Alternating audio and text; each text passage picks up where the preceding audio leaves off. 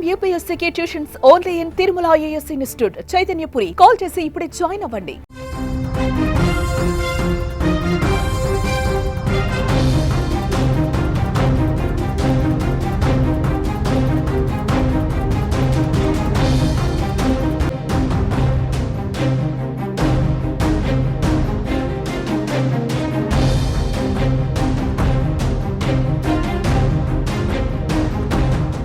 ఆంధ్రప్రదేశ్లో విస్తారంగా వర్షాలు కురుస్తున్నాయి. ఉదయం ఎండెక్కి సాయంత్రం కారుమబ్బులు కమ్మి వర్షాలు పడుతున్నాయి.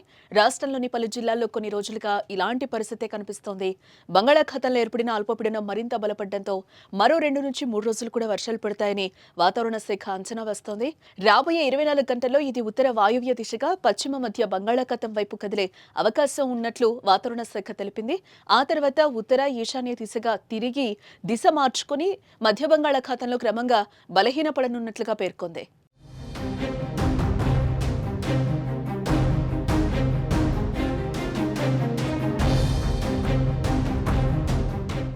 ఈ ఎఫెక్ట్తో బుధ గురువారాల్లో పలు చోట్ల అకస్మాత్తుగా పిడుగులతో కూడిన వర్షాలు పడే అవకాశం ఉందని తెలిపింది. ఉత్తరాంధ్ర ఏజెన్సీ జిల్లాలో అక్కడక్కడ తేలికపాటి వర్షాలు కురవడానికి అవకాశం ఉందని రాష్ట్ర విపత్తు నిర్వహణ సంస్థ వెల్లడించింది. కొన్ని చోట్ల పిడుగులు పడే ప్రమాదం ఉందని కూడా హెచ్చరించింది. గురువారం ఉత్తర కోస్తాలో పలు చోట్ల, దక్షిణ కోస్తా, రాయలసీమ ప్రాంతాల్లో అక్కడక్కడ ఈదురుగాలులతో కూడిన వర్షాలు కురుస్తాయని వాతావరణ శాఖ వెల్లడించింది.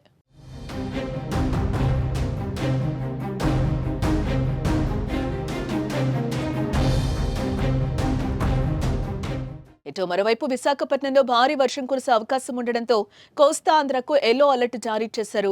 శుక్రవారం కూడా ఉత్తరాంధ్ర జిల్లాలో పిడుగులతో కూడిన తేలికపాటి నుంచి మోస్తరు వర్షాలు పడే అవకాశం ఉందని ఏపీ విపత్తుల నిర్వహణ సంస్థ మేనేజింగ్ డైరెక్టర్ కూర్మనాథ్ తెలిపారు. రైతులు వ్యవసాయ పనుల్లో తగిన జాగ్రత్తలు తీసుకోవాలని అన్నారు. పిడుగులు పడే సమయంలో ప్రజలు చెట్ల కింద, బహిరంగ ప్రదేశాల్లో ఉండకూడదని విజ్ఞప్తి చేశారు.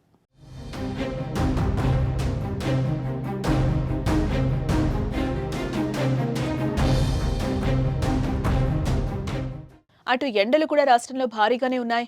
మంగళవారం నాడు రాయలసీమ జిల్లాలో ఎండల తీవ్రత పెరిగింది. నంద్యాల జిల్లా దొర్నిపాడు, కడప జిల్లా మద్దూరులో 41.5 డిగ్రీల చొప్పున ఉష్ణోగ్రత నమోదైంది.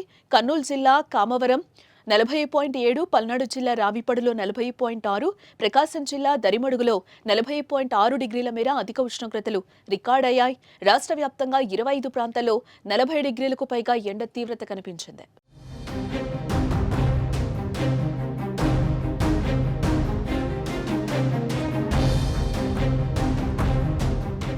ఇటు మరోవైపు బుధవారం అల్లూరి సీతారామరాజు, ఏలూరు, తూర్పుగోదావరి, ఎన్టీఆర్, గుంటూరు, పల్నాడు జిల్లాల్లోని 28 మండలాల్లో వడగాల్పులు వీచే అవకాశం ఉందని వాతావరణ శాఖ తెలిపింది.